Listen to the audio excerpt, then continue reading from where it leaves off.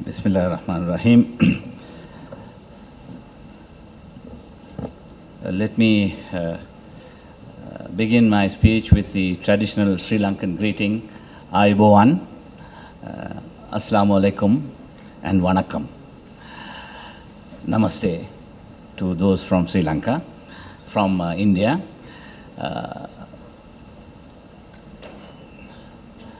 May I welcome the Honorable,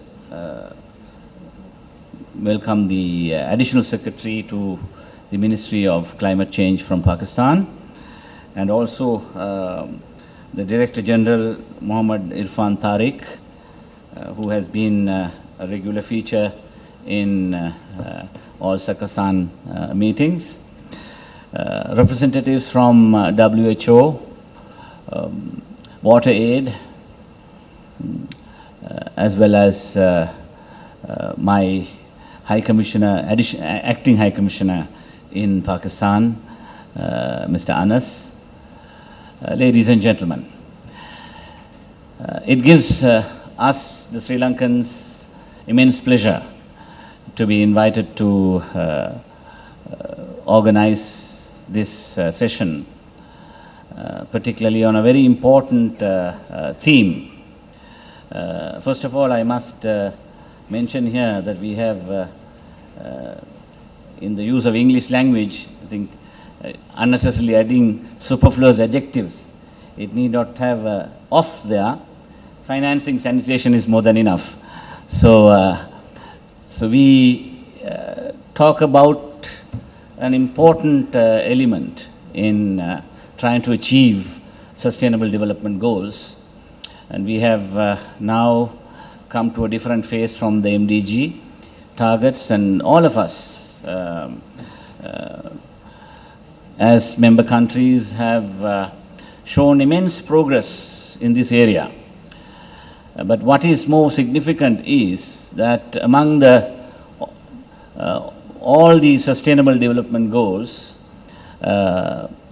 this goal number 6, and particularly 6.2, achieving safely managed sanitation, is prefixed in the statement by the United Nations, which has a very special emphasis, since they refer to this as a basic human right. I don't think any other sustainable development goal is referred to as a human right.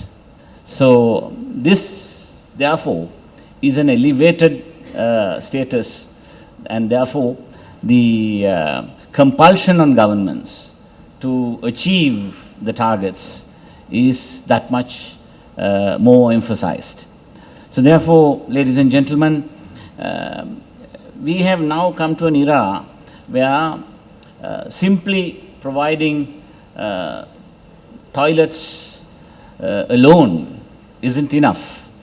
So we need to see that it is safely managed as well. So that means it has got to be environmentally sensitive, and particularly when you achieve these targets. Of course, we talk about vulnerable communities, communities which are in geographically inaccessible areas. Then we talk about marginalized members from our community, handicapped people, mentally challenged people, women and children among them. So the challenge for financing becomes that much more acute when you had to address all these different strata and members of the society that we are to provide safely managed sanitation. Then again, when you talk about off-site septage treatment, that entails more financing, because particularly off-site septic management becomes critical with the rapidly urbanizing South Asia. I think South Asian cities are perhaps one of the fast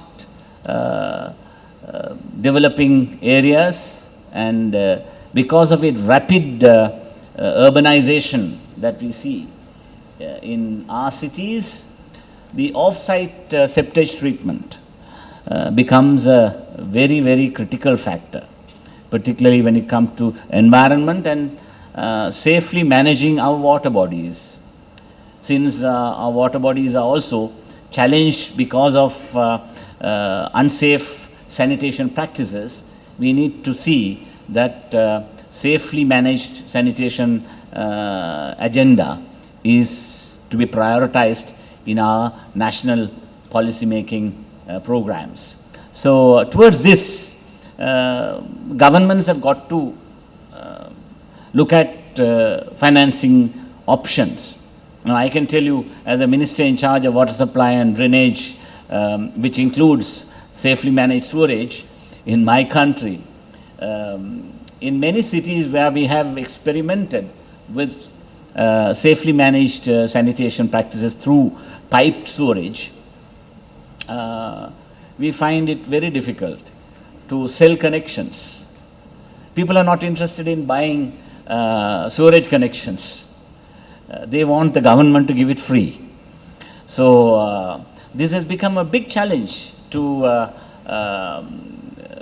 the state-owned enterprises like the National Water Supply and Drainage Board in Sri Lanka, where we simply cannot expect, after we implement a very expensive sewerage system in all the major cities in our country, we find the people are not willing to connect because they are quite happy with whatever locally available systems within their own premises and not wanting to connect to pipe sewerage.